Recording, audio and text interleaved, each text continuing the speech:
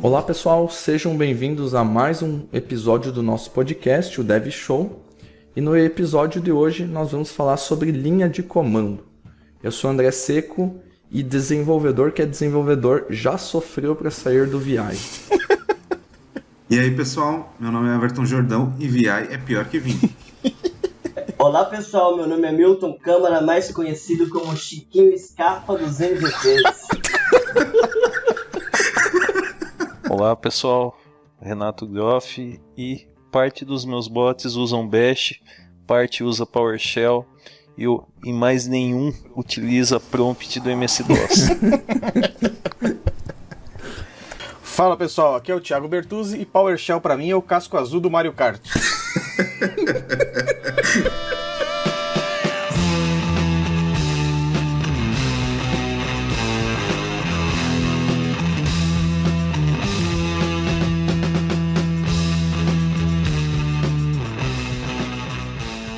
Muito bem, pessoal. Então, para começar o nosso papo aí sobre linha de comando, a gente vai falar aí um pouco das vantagens e desmistificar algumas coisas em relação a quem gosta de trabalhar mais com a tela preta do que com uma interface mais bonitinha aí para guiar o desenvolvimento ou guiar a tarefa que você está tentando desempenhar em alguma área da tecnologia, seja infra, seja o foco aqui que seria um pouco mais desenvolvedores, né?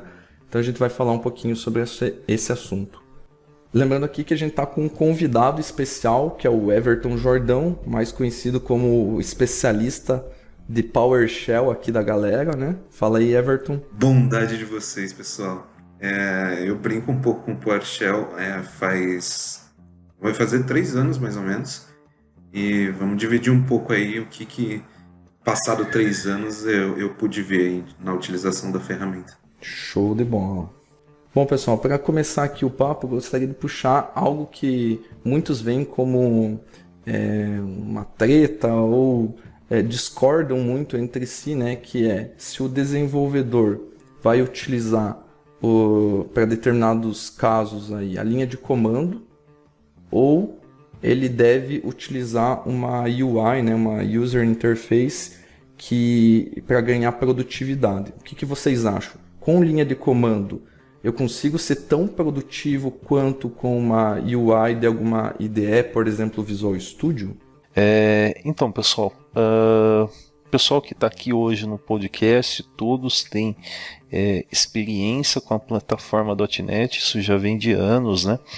E uma coisa que nós já comentamos entre nós, né, e que até motivou a realização desse podcast é o fato que mais recentemente o uso de PowerShell e Bash, de linha de comando no geral, passou a ser mais frequente entre desenvolvedores .NET.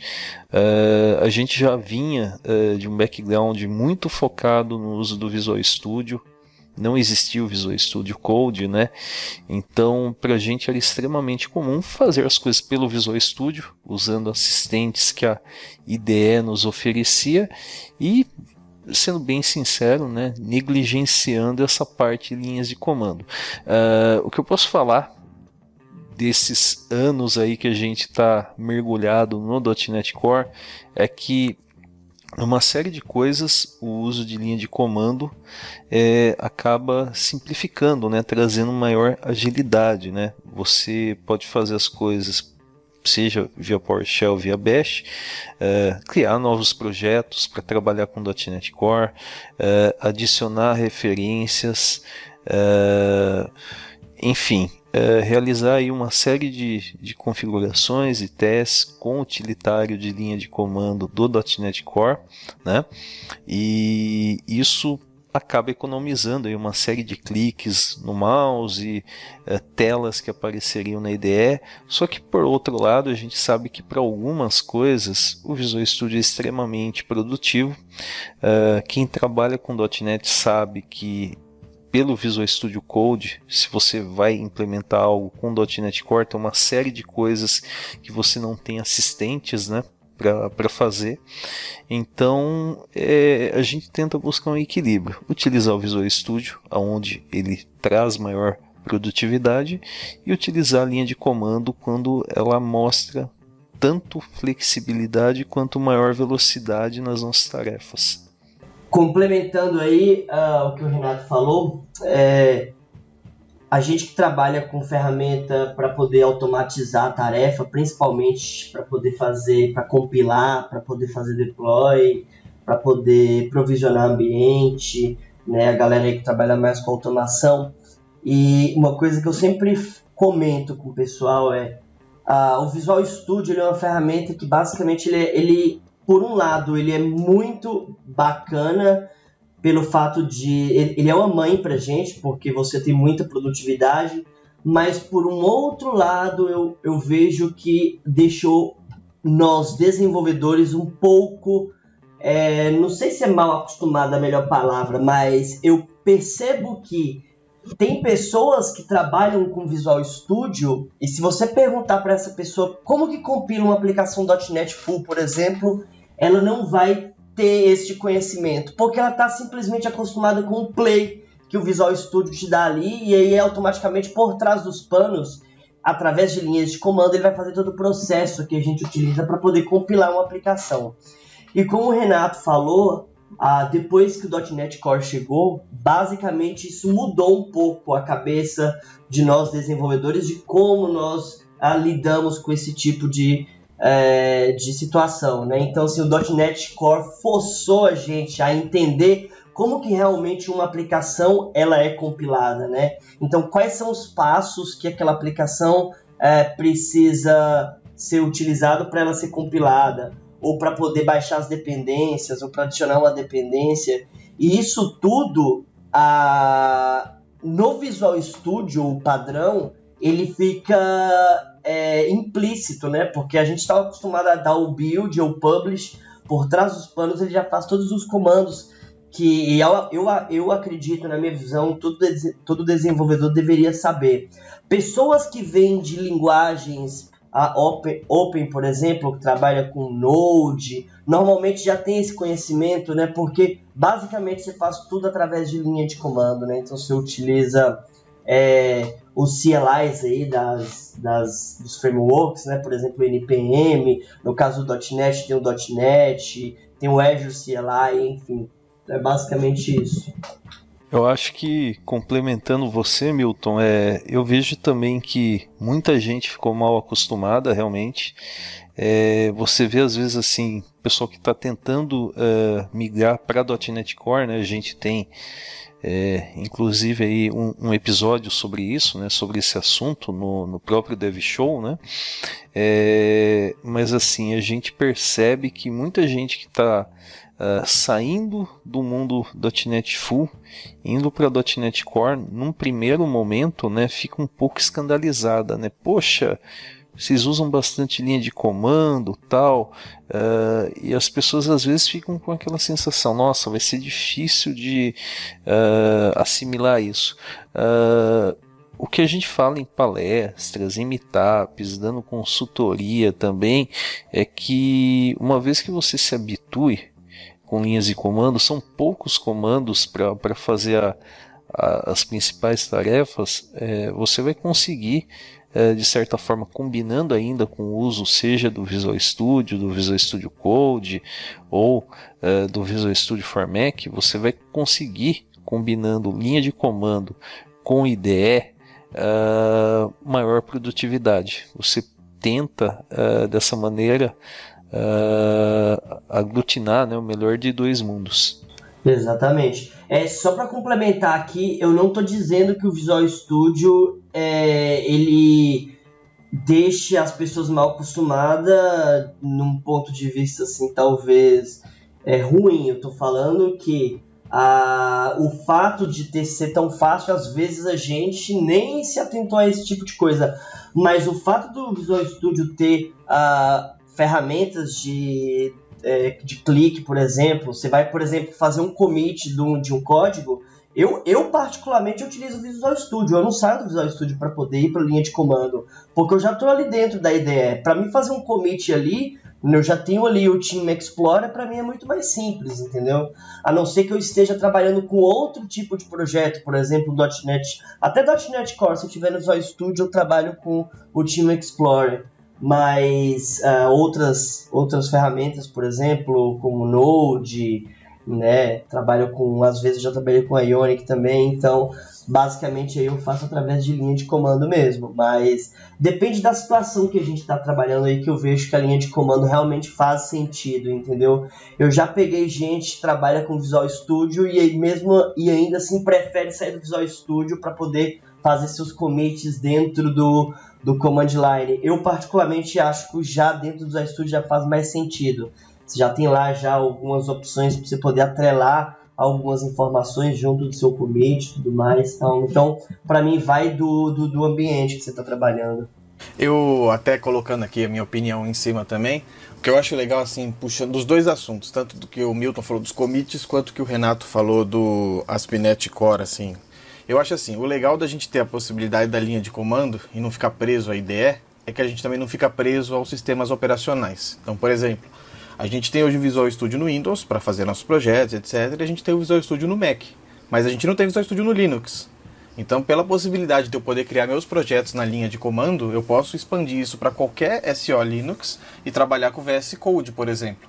Ou seja, eu não estou prendendo as pessoas que querem trabalhar com ASP Core de não poder por causa de uma IDE, uma tecnologia. Então, se você acaba aprendendo utilizando o ASP.NET Core na linha de comando, você está pronto para qualquer SO, a utilização da linha de comando.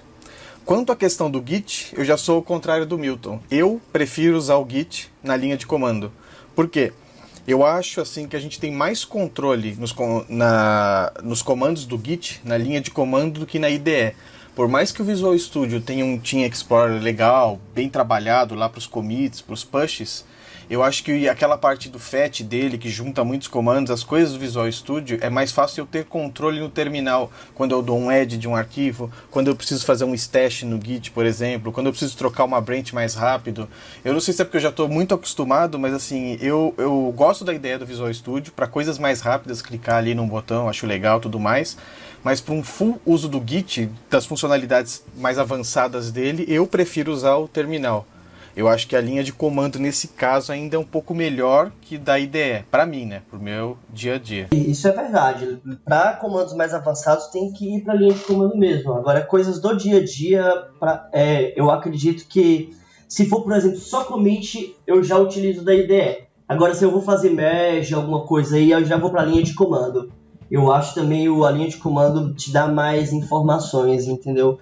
O que eu vejo da IDE ali é coisas básicas mesmo, bem básica mesmo, no máximo um pull e no máximo um commit. Exato, por exemplo, eu cuido da parte da minha equipe hoje, a gente usa o Git Flow, né, como metodologia. Então, pull request, merge, tudo, sou eu que faço, sou eu que libero para ativar o deploy automático depois, né.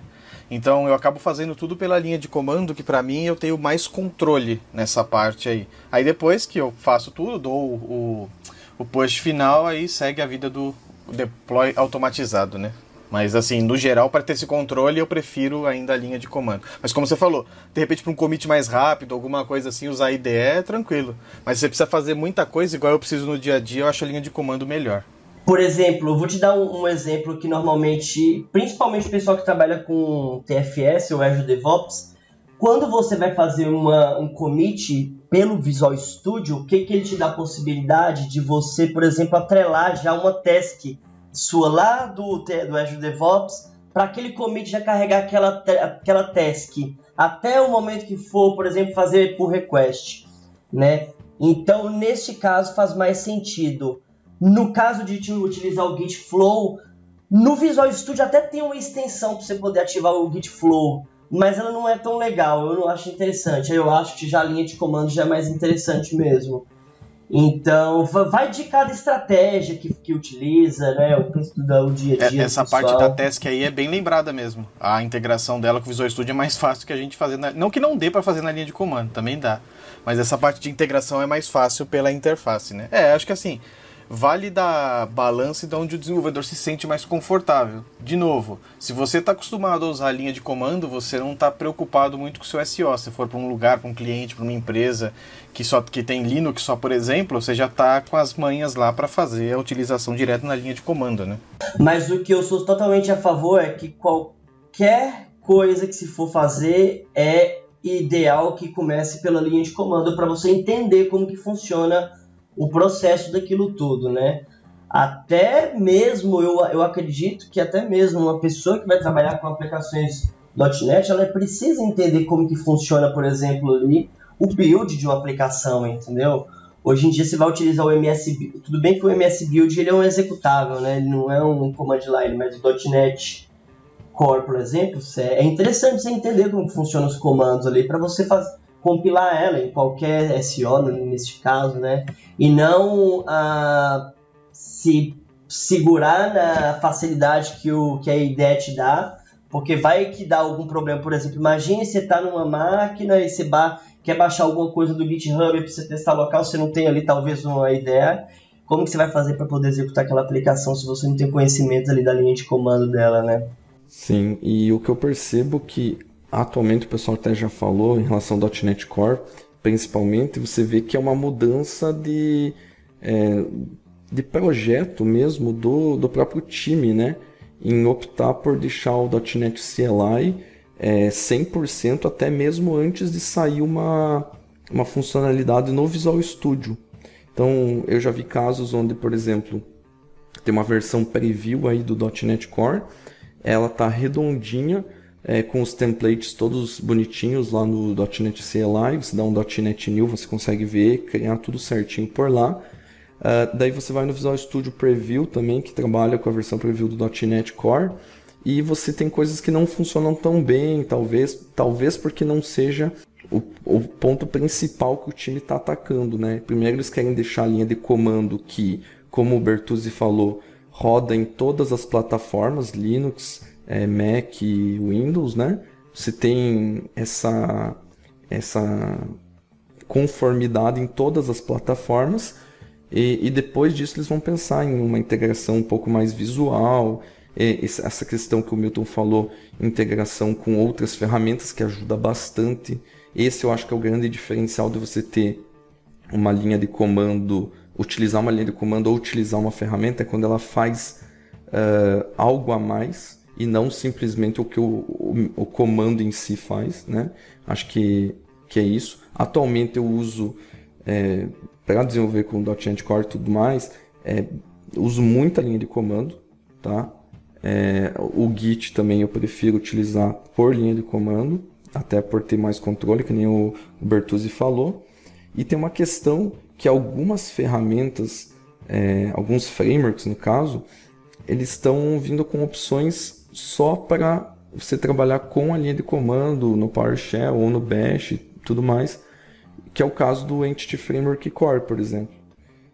Eu não sei se já criaram alguma extensão, por exemplo, para o Visual Studio Code, onde você pode fazer, criar uma migration pela IDE, né? pelo editor de código lá.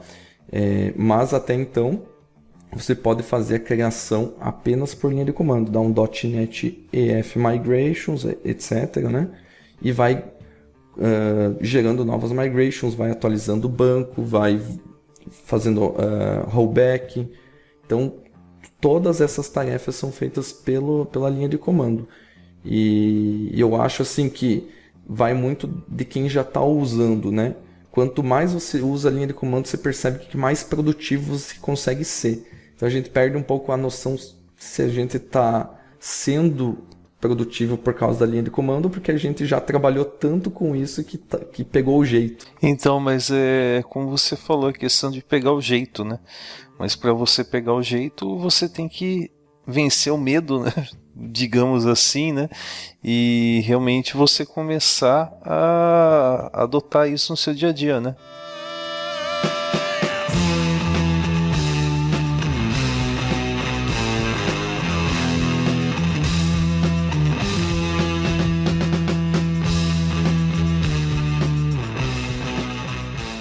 Tá, até aí beleza, a gente tocando no Netcore, no Git, na utilização do nosso dia a dia, basicamente todos aqui concordamos que esse seria, entre aspas, o pacote básico para os desenvolvedores de hoje, né? Ou seja, vocês deveriam aprender a utilizar a linha de comando, porque ela pode abrir uma nova gama de possibilidades e ferramentas para você no seu dia a dia. Dito isso, tem gente, como o nosso convidado de hoje, o Everton, que já usa a linha de comando de uma forma muito mais avançada, até de uma forma profissional, hoje onde ele trabalha, né? Que ele usa o famoso PowerShell para realizar automações e fazer outras tarefas. E a pergunta que eu faço para o Everton é: por que eu deveria usar o PowerShell? Conta um pouquinho pra gente aí da sua experiência com o PowerShell e o que você faz com ele. Beleza. Basicamente, o que eu acho mais legal na linha de comando em si, né? É o fato de você ter o feedback muito rápido, cara. Por exemplo, se você executa um comando que vai realizar uma série de alterações em determinados arquivos, você consegue ter o feedback dessas alterações muito mais rápido do que talvez se você fosse alterar esses arquivos, esses artefatos na mão, né? Porque assim, imagina que você vai alterar os arquivos e depois provavelmente você vai startar sua aplicação. Com a linha de comando você tem um feedback muito mais rápido de que aquilo que você está fazendo está certo ou está errado, né? E é por isso que eu gosto bastante de utilizar o PowerShell em si para executar as atividades, pelo fato de que o feedback é instantâneo. Eu não tenho que esperar a tela de loading terminar para que ela me mostre que ela não conseguiu alterar determinado arquivo. E aí eu consigo ficar muito mais focado em resolver o porquê ela não tá conseguindo finalizar a atividade do que com a distração dali do loading da tela, por exemplo, né? E aí o que você pode fazer com o PowerShell, cara? Vários cenários. Por exemplo, eu consigo criar interface gráfica, né? PowerShell Core te dá essa flexibilidade de criar uma interface gráfica que o usuário interaja com ela como se fosse uma aplicação normal, né? Desenvolvida ali com uma interface gráfica, por exemplo, né? Eu consigo executar testes em sites web, eu consigo fazer muita coisa. Consigo, e principalmente, né, alterar ali comportamentos do sistema operacional de forma rápida, né? Porque imagina, se o cara tem que administrar aí um parque de máquinas de, por exemplo, 2.000 máquinas, se ele fosse ter que alterar parâmetro de configuração entrando máquina a máquina e alterando isso via interface gráfica, ele provavelmente ia perder boas semanas e o feedback da atividade dele duraria o mesmo tempo, basicamente, que ele demorou para executar a atividade na mão, né? E a questão do feedback nesse caso é instantâneo. Se ele executar isso por script, ele vai executar no parque de máquinas e vai conseguir extrair a informação de que a atividade que ele efetivou deu certo ou não. Legal. Você falou de PowerShell Core. Nesse ponto aí, qual é a vantagem agora de utilizar o PowerShell Core perto do PowerShell que o pessoal conhece hoje no Windows? Basicamente, ele é muito mais performático, né? Como a gente já tem essa mesma característica aí, utilizando o .NET Core, né?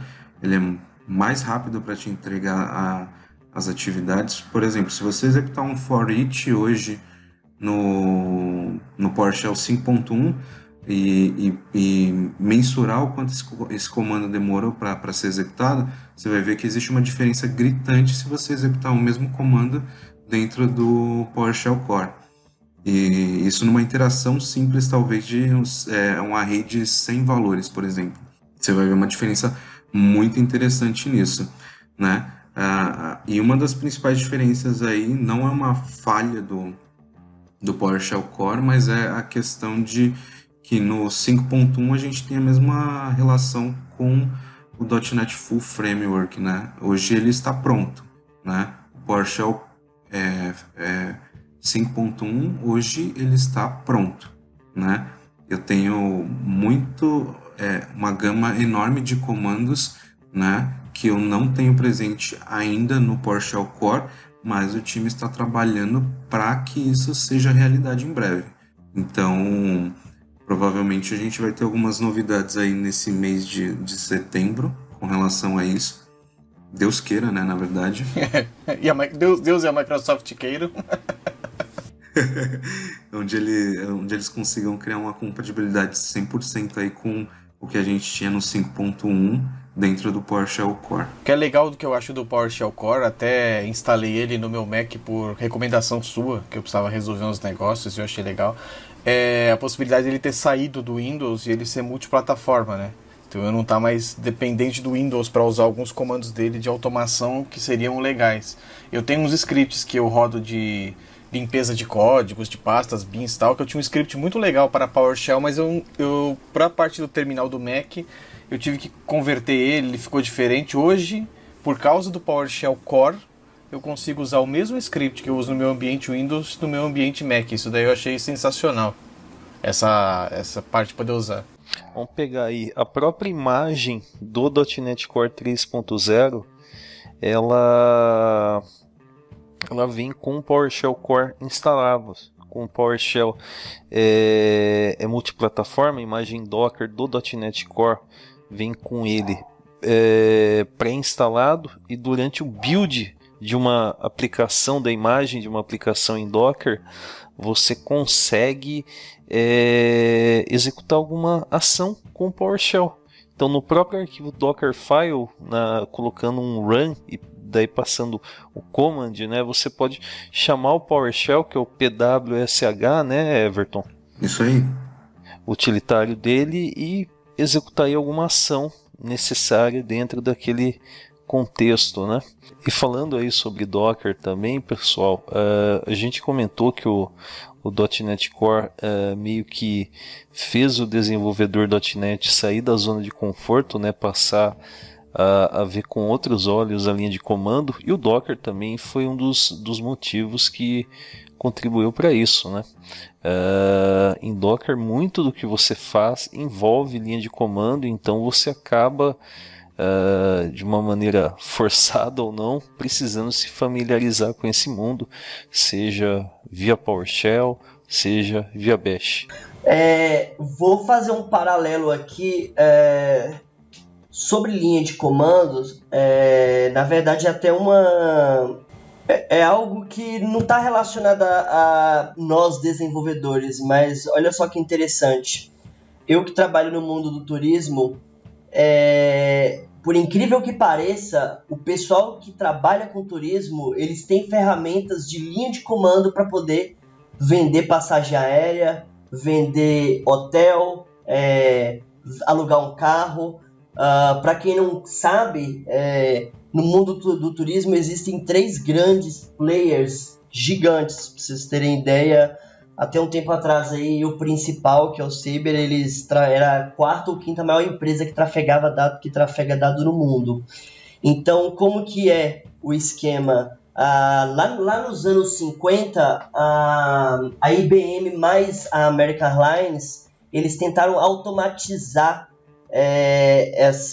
a forma de como era vendida as passagens aéreas. E aí eles criaram um terminal via linha de comando, onde os agentes de viagens interagiam, né, com o mainframe lá dessa plataforma. Hoje em dia, para vocês terem ideia, a gente que desenvolve sistemas no mundo do turismo, o pessoal que é mais velho, eles preferem 1000 vezes utilizar a ferramenta de linha de comando, no caso o Sabre, o Galileu ou o Amadeus, do que os sistemas que a gente desenvolve. Porque em uma linha de comando ele consegue fazer uma venda de uma passagem aérea, enquanto no sistema o cara precisa fazer todo aquele processo do início ao fim. Primeira página, depois ver a patrulha de disponibilidade. Então olha para vocês verem que interessante. Não só desenvolvedores ou nós que estamos trabalhando com TI utilizam linha de comando. Pessoal de outras áreas também utilizam esse tipo de linha de comando, entendeu? Caramba, o que você falou é bem interessante, né? Porque a gente fica... Às vezes a gente fica até naquele negócio, né? Nossa, como eu sou bom, né? Domino linha de comando, né? E daí você olha para o usuário comum e fala, olha lá o cara que só clica, precisa de interface gráfica, e eu mesmo não sabia disso. Extremamente interessante. E tem gente que tem resistência em mudar para os sistemas que a gente faz, que por um lado ele é um pouco mais moderno, mas para vocês terem ideia, um agente de viagem que ele é especialista em GDS, né, no caso Sabre, Galileu, Amadeus, ele tem resistência de ir para uma ferramenta dessa, porque ele faz uma reserva de aéreo em 2 segundos.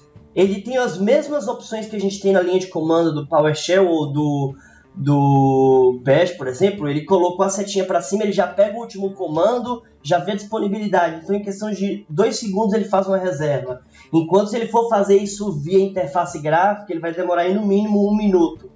Então, assim, é uma resistência que faz sentido, né? Ele vai ter mais agilidade ali no dia a dia. É que a parte que mais ficou clara pra mim foi: eu trabalho com turismo. O que mais fez jus à abertura de eu sou o Chiquinho Scarpa dos MVPs. Só isso, só queria adicionar esse comentário.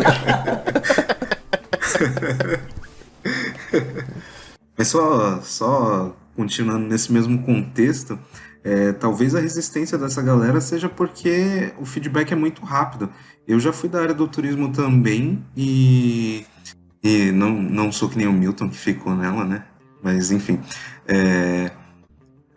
voltando à questão aqui do feedback, é porque quando eu utilizava o Sabre, eu gostava de utilizar a ferramenta justamente porque ela tem um feedback muito rápido, né? E a empresa que eu trabalhava na época, ela implementou um sistema web que o feedback era muito ruim. Então, assim, quando você está falando de aéreo, muitas vezes você tem que fazer um pacote aí para 50, 100 pessoas, né?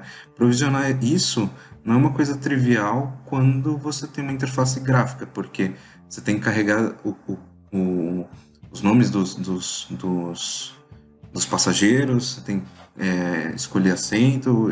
Então, assim, o feedback sendo mais rápido, você consegue alocar esses espaços e garantir que o seu evento vai acontecer sem menor problema, né?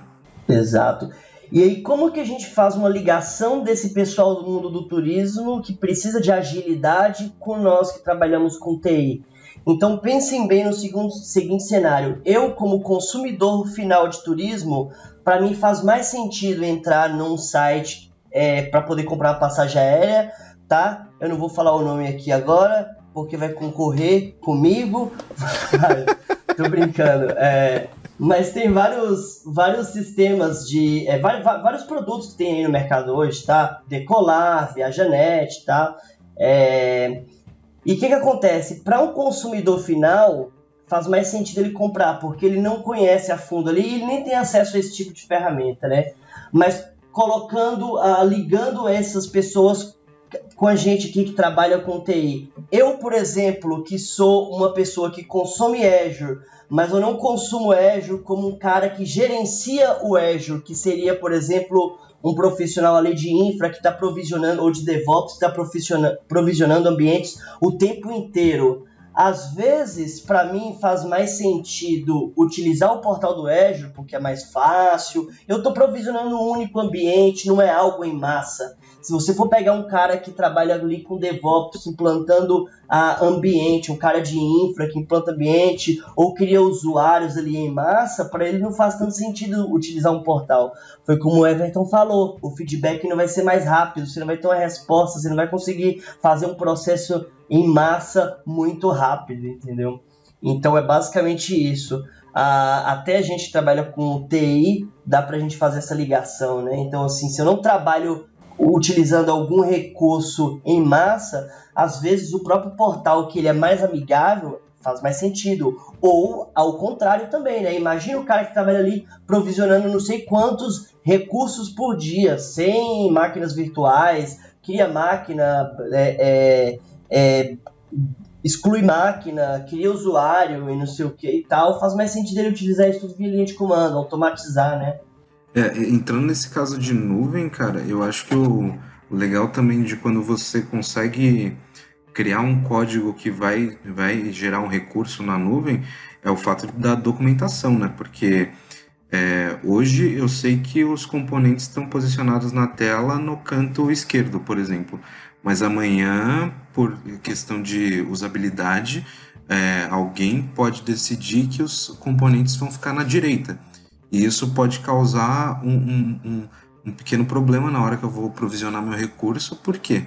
Porque os componentes mudaram de lugar e aí eu vou ter que, tipo, putz, calma aí, mudou. Tá, onde é que é determinada coisa? E quando você cria um script para realizar essas tarefas, você está documentando, né? E também tá meio que se precavendo nessa questão de mudança de layout, porque é comum em qualquer plataforma aí, né? Hoje você utiliza um aplicativo, amanhã ou depois a característica dele muda e você vai ter que reaprender, né? Na questão de quando você tá na linha de comando ali, você geralmente, tá? O nível de compatibilidade é muito bom. Então, assim, a documentação determina que existe uma forma de fazer, essa uma forma permanece e conforme eles forem adicionando outras formas de realizar a tarefa, elas vão sendo adicionadas, né? E não sendo removidas. Isso é um ponto importante, né? Que você fica um pouco refém, né, da interface e dessas mudanças que acontecem. A gente sabe aí que trabalha bastante com o Azure, que o portal até um tempo atrás, agora não tanto, né? Estava mudando constantemente, não só em recursos, mas também no visual dele, né?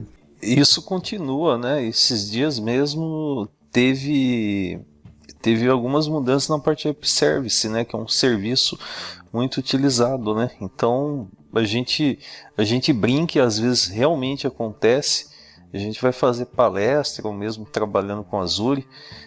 Você sabe, isso está aqui no portal, eu vou acessar essa opção. Quando você bate o olho, mudou. Cara, eu acho bem importante pelo menos conhecer a base da linha de comando, até mesmo para o Azure, que é o Azure CLI, né? E pelo menos saber o básico. Que foi implementado em .NET Core também, né? Exato, usar o .NET Core. E pelo menos você saber o básico para fazer coisas corriqueiras aí do portal, né? Não ficar tão refém assim, e também para você aprender, não sair na frente muitas vezes. Já que a gente falou de Azure, né, de portal também, o próprio portal do Azure tem o Cloud Shell, né, tem uma funcionalidade lá que sugestivamente tem o ícone de um shell, né, aquele sinal de maior e o underline piscando, que seria, né? E o que acontece? Com o Cloud Shell, é interessante notar que a gente pode trabalhar com PowerShell ou com Bash no Azure, né?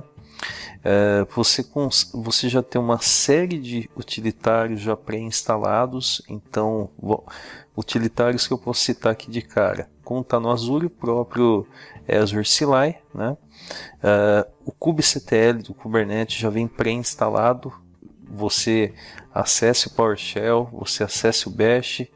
O utilitário do Docker, não é o Docker, o utilitário do Docker também está lá, então de repente se você precisa fazer alguma coisa que envolva Docker, alguma ação, você consegue pelo próprio portal do Azure, né? É bom frisar isso. O pessoal sempre brinca, né? O Milton principalmente, isso aconteceu, né? Folclórico, mas aconteceu. Que acontece? O Azure tem um app mobile, né? Tem versão para Android, versão para iOS. Aí o Bertuzzi vai zoar aqui sobre o Windows Phone, né, Bertuzzi? Não, a versão do Windows Phone eu acho que não tem mais, assim como o Windows Phone. Beleza, enfim, isso daí é outro assunto. Daria um podcast de 10 horas com piadas. Mas enfim, a questão, assim, o próprio utilitário para celular, o próprio app, né, a gente consegue usar a linha de comando. Então teve uma situação, né, na verdade eu estava me deslocando de São Paulo para minha casa aqui no interior de São Paulo, E o que eu acabei fazendo? Eu peguei, né, e precisava subir um cluster do Kubernetes para fazer uma live, né? Eu fiz isso pelo celular. Então, supondo que você esteja na praia, se divertindo no final de semana, tem alguma coisa muito urgente, você precisaria da linha de comando, o que você pode fazer? Pelo celular você consegue executar alguma ação. A gente falou de Azure CLI mais .NET Core, né? O Azure CLI você pode instalar sem problemas em Windows, Linux e Mac, então você não precisa, para gerenciar recursos do Azure no Mac, instalar uma VM Windows, né? Sim, só achei errado você acessar uma linha de comando e trabalhar da praia, né? Isso aí achei bem errado. Isso todo mundo achou bem errado. Errado seria, né? Mas a gente sabe que acontece, né? Infelizmente. Eu tenho um caso parecido com o seu, que eu achei que até me fez fazer aquelas famosas reflexões, né? Eu precisei também resolver um problema e do nada eu achei um aplicativo muito legal para o iPad, não me recordo o nome dele agora, mas o iPad não dá aqui perto para eu citar, mas depois eu pego o nome dele para colocar até um link no post aí. E ele resolveu o meu problema. Ele abriu, acessei via linha de comando, consegui acessar um SSH num servidor e fiz o que eu precisava. Então, tipo, aí que eu falei da reflexão, que a gente começa a pensar assim, quem é mais antigo, que pelo menos quando eu era criança, muito criança mesmo, eu lembro que tinha o Windows 3.11, que era nem colorido era. Então a gente começou para trabalhar do DOS, que chamava o Windows. O pessoal lembra, o DOS chamava o Windows. Então a gente começou na linha de comando, que chamava o Windows. Foi subindo o Windows 95, 98 XP, o DOS acabou ficando para o segundo plano, abrindo só como uma linha de comando. Então a gente saiu da linha de comando e entrou na interface. Conforme as coisas foram evoluindo, era muito mais interface. E da interface a gente voltou para a linha de comando. Então, tipo, por quê? Porque, primeiro, eu acho, né, isso aqui é a opinião, você nunca vai implementar tudo que tem na linha de comando na interface. E nem faz sentido você fazer isso. A gente acaba implementando as coisas na interface que são corriqueiras, são mais usuais no dia a dia, né? Eu não vou ficar implementando milhares de funcionalidades, porque a gente não usa toda hora. E segundo, que a linha de comando, ela, tipo assim, ela vai, como eu estava falando naquela hora do Git, ela vai te ajudar a resolver tarefas avançadas, né? Ela vai melhorar essa parte. E eu acho muito louco a gente ficar saindo da interface que a gente está acostumado, assim, a entrar numa linha de comando. E hoje em dia eu considero até preguiça do desenvolvedor ou de qualquer profissional da área de TI, que ele tem aquele pequeno preconceitozinho, não tem que abrir a linha de comando, na interface eu resolvo tudo. Cara, se você começa a mexer na linha de comando, você percebe o quão mais fácil é para resolver muitas coisas que você está acostumado no seu dia a dia, assim. E quanto ela pode salvar até a sua vida, né? Igual o Renato falou aí, que precisou acessar, igual eu já tive essa experiência que eu precisei acessar. Então, a linha de comando ela não tem que ser desprezada. Não é porque ela parece uma involução para alguns, que eu já escutei gente falando, eu peguei essa reflexão exatamente porque eu já escutei, a gente saiu da linha de comando para interface gráfica e tá voltando, então apaga o Windows dos PCs e instala DOS em tudo. Não é assim. A gente tem que saber trabalhar tanto com as ferramentas de interface quanto a linha de comando. O casamento das dois que faz a gente ser um profissional completo e que resolve todos os problemas do nosso dia a dia. Eu acho que em tudo na tecnologia, pensamento, não só na tecnologia, né, mas um pensamento binário nunca é saudável, né? Então não é, pois ou 0 ou 1, né? Você tem que trabalhar de acordo com o que cada ferramenta te oferece de melhor. E eu acho que essa questão da linha de comando te prover um feedback, que o pessoal comentou aí, mais rápido, é legal quando você está desenvolvendo, pelo menos eu vejo isso. Às vezes você deixa uma linha de comando aberta aí no teu shell favorito e você está programando lá no Visual Studio Code, por exemplo, que é o meu caso, que eu utilizo ele bastante. Se dá um Alt Tab, às vezes dá uma setinha para cima e um Enter é o último comando que você já deu. É muito mais rápido do que eu pegar o mouse e ir lá e clicar no botãozinho do editor de código, entendeu? Então, muitas vezes essa declaração, pela interface gráfica é mais rápido, é mais fácil, muitas vezes não é, né? Depende muito do caso. Muitas vezes é preguiça também, né? Sim.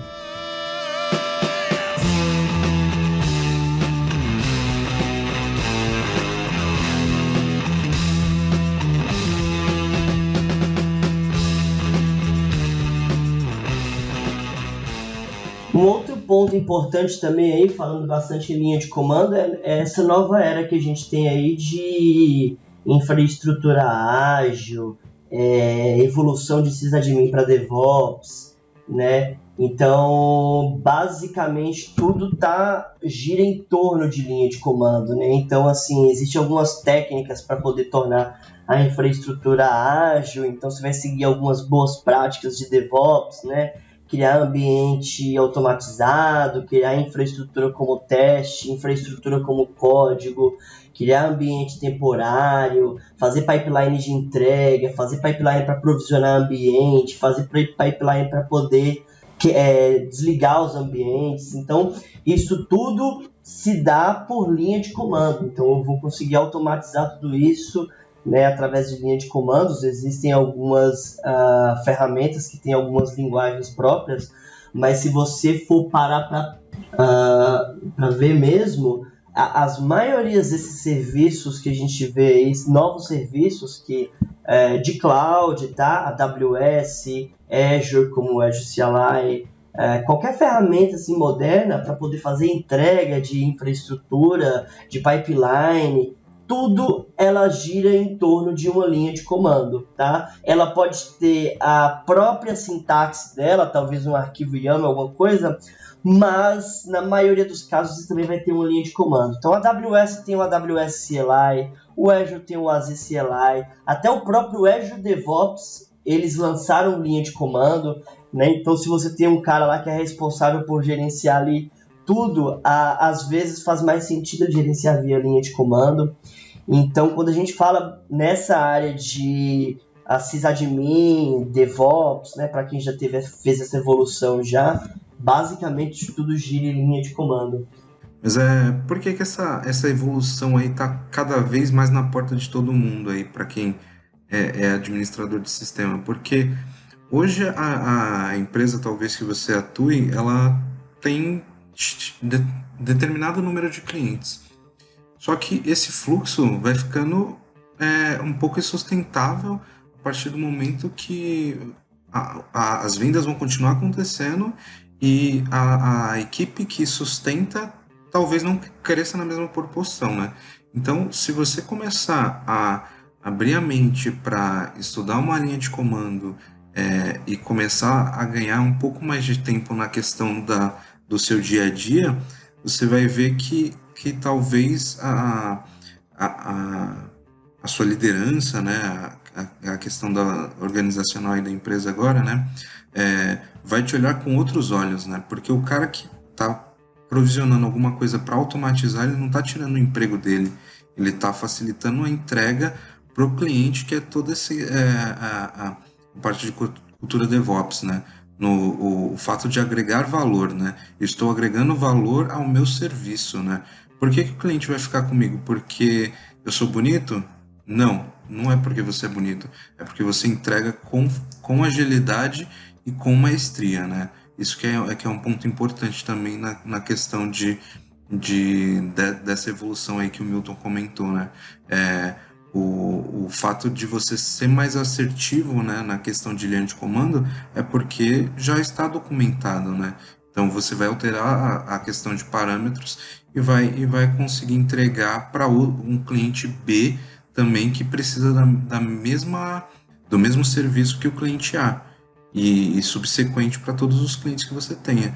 Então, assim, se você desenvolver uma automação, você consegue rodar para 1 e para 1 milhão, né? Ao invés de, por exemplo, você realizar essas atividades aí na mão, né? E, por exemplo, você pode testar N endpoints que você provisione também para o seu cliente com PowerShell, né? Com linha de comando, né?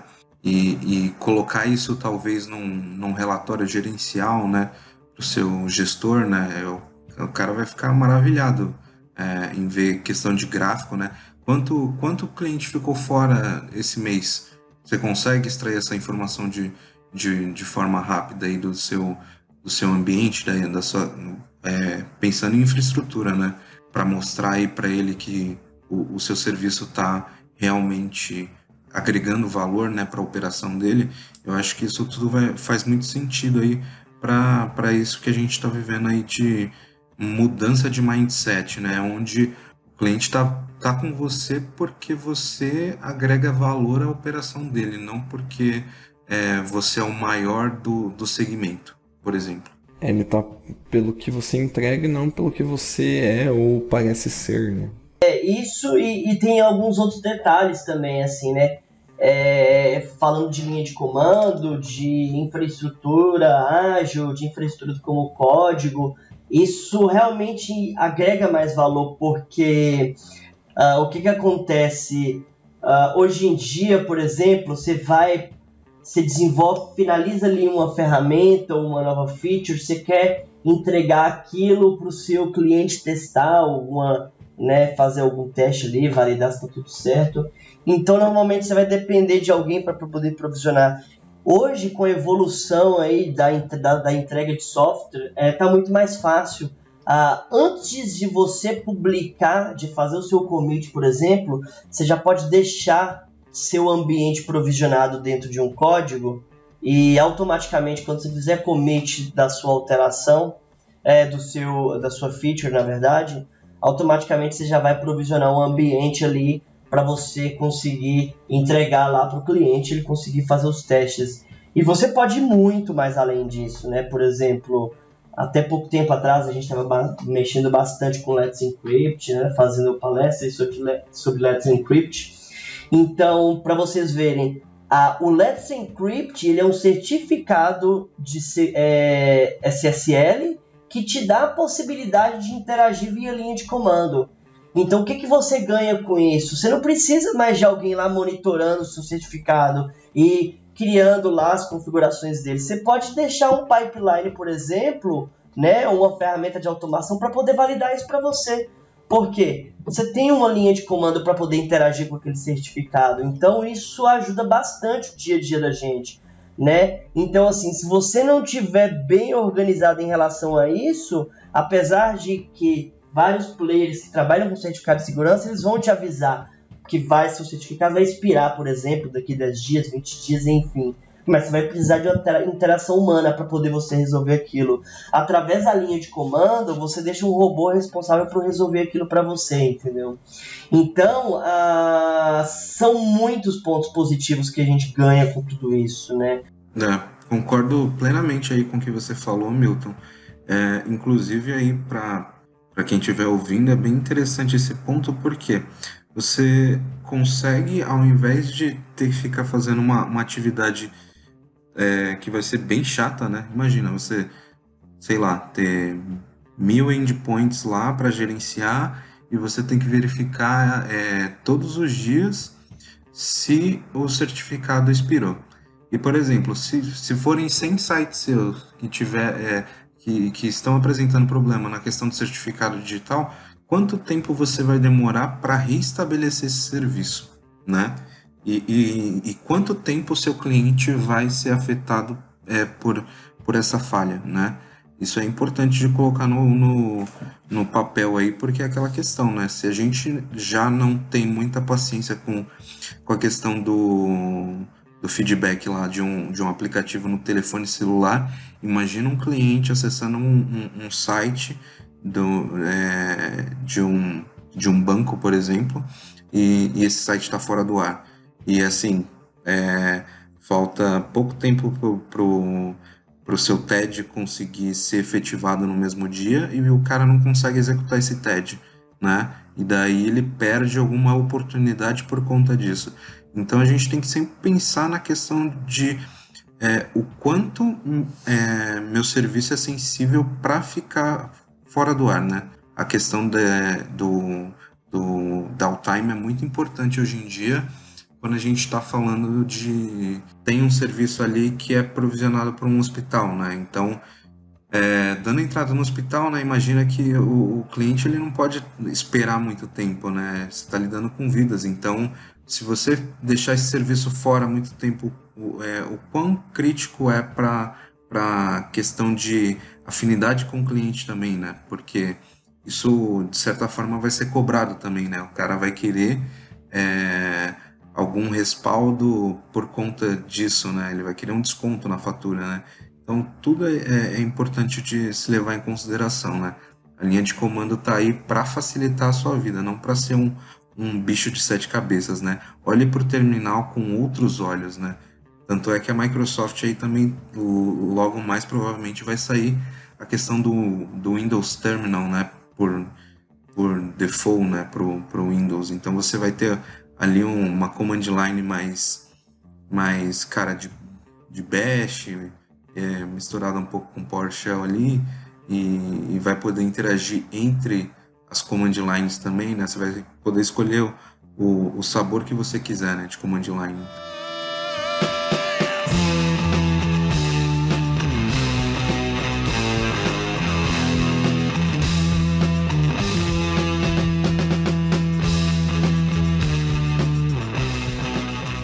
Muito bem, pessoal. Então, esse foi o nosso episódio sobre linha de comando. Eu espero que vocês tenham gostado.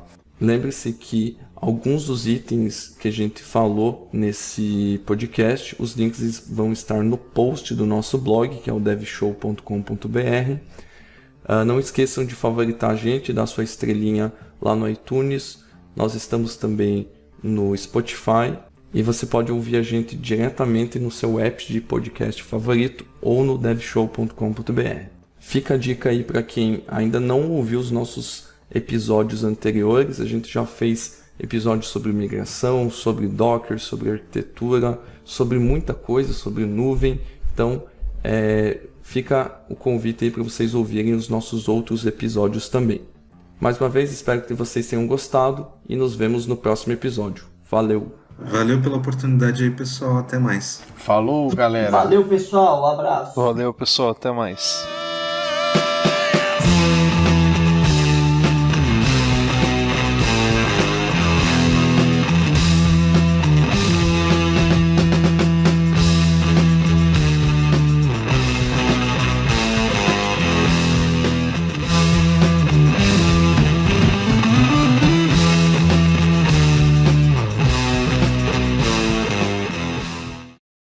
Boa noite, pessoal. Aqui é o Silvio Santos e PowerShell é o novo perfume da Jequiti.